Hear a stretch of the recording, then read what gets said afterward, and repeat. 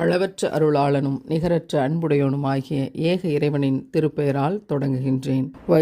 வஅத்னா மூஸா 40 லைலத்தன் ثم اتخذتم العجل من بعده وأنتم ظالمون.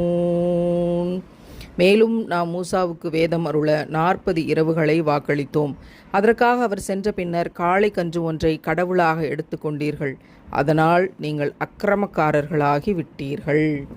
ஃபிரௌனுடைய கூட்டத்திலிருந்து மூசா நபியின் சமூகத்தை இறைவன் பாதுகாத்தான். அதற்கு பிறகு மூசா நபி அவர்களை தூர்மலைக்கு வந்து 40 நாட்கள் நோன்பிருக்கச் சொல்லி அதன் பிறகு தௌராத் என்ற வேதத்தை இறைவன் அருளினான். அந்த பணிக்காக அவர் சென்றுவிட்ட பிறகு இங்கு பாதுகாக்கப்பட்ட சமூகமாக இருந்தவருடைய சமூகம் காளைக்கன்று ஒன்றை கடவுளாக எடுத்துக்கொண்டு வணங்க தொடங்கி விட்டார்கள்.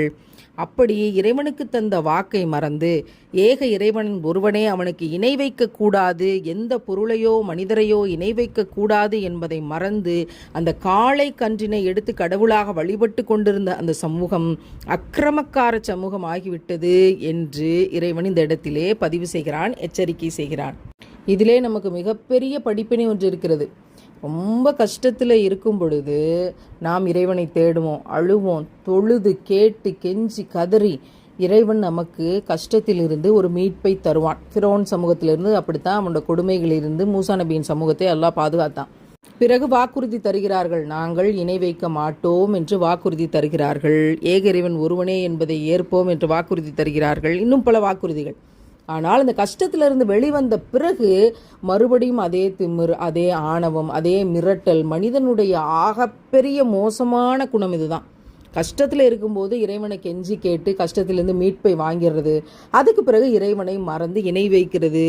இந்த வேலைகளை மனித சமூகம் செய்து கொண்டு இருப்பதனால்தான் இறைவன் இடியையும் மின்னலையும் சுனாமிகளையும் பூகம்பத்தையும் புயல்களையும் அனுப்பி இன்னும் தன்னுடைய அத்தாட்சிகளை நிரூபித்து கொண்டிருக்கிறான். அந்த எச்சரிக்கையை திருக்குரானில் இறைவன் செய்திருக்கிறான். நாம் நம்முடைய அன்றாட வாழ்க்கையில் நடக்கக்கூடிய விடயங்களை இந்த வசனத்தோடு கோர்த்து பார்க்க கடமைப்பட்டிருக்கிறோம். நம்முடைய கடின காலத்தில் இறைவன் நம்மை மீட்டெடுத்தானா? நம்முடைய கடின காலத்தில் சில மனிதர்களை அனுப்பி நமக்கு உதவி செய்தானா?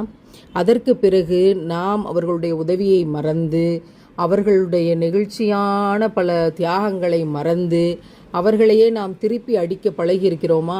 அவர்களை மறந்திருக்கிறோமா? அவர்களை அவதூறு செய்திருக்கிறோமா? கொடுத்த வாக்குறுதிகளை மறந்திருக்கிறோமா? யா அல்லாஹ், இந்த மோசமான குணங்களிலிருந்து எங்களை நீயே பாதுகாப்பாயாக.